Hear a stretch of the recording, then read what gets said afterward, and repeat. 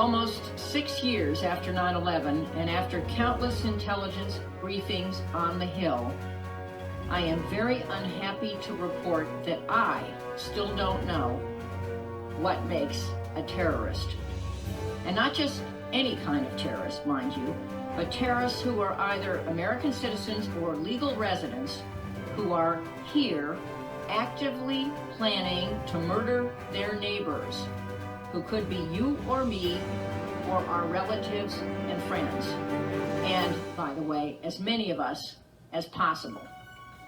I ask, why does an American citizen like Russell DeFreitas allegedly conspire with an Al-Qaeda-inspired cell of international terrorists to destroy JFK Airport and kill thousands of people by blowing up fuel storage tanks and pipelines? Why would a U.S. citizen and 2 U.S. residents conduct reconnaissance of Fort Dix in New Jersey and plot to kill, quote, as many American soldiers as possible, unquote, with mortars, rocket-propelled grenades, and guns, all, quote, in the name of Allah, unquote? And why did Adam Gadon, a Jewish kid from Southern California, go from being an alienated American teenager to an Al-Qaeda sympathizer to the mouthpiece for Osama bin Laden, preaching hate and violence across the airwaves? I don't have the answers. I don't believe my colleagues have the answers, and the American people don't either. What I do know, however, is that I am chilled by what Dame Eliza Manningham-Bullard, the former director of Britain's MI5, has said about the consequences of failing to get the answers and failing to act in time based on those answers.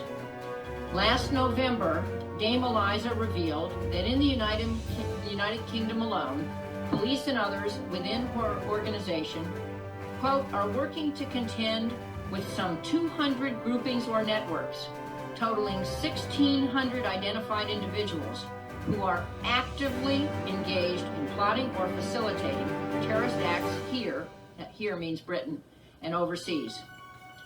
You heard me right. Some 200 terrorist plots involving more than 1,600 British citizens planning to kill other British citizens, or, if we had not foiled the liquid bomb plot last summer, planning to kill up to 4,000 mostly American citizens traveling to the U.S. on U.S. planes. I am worried.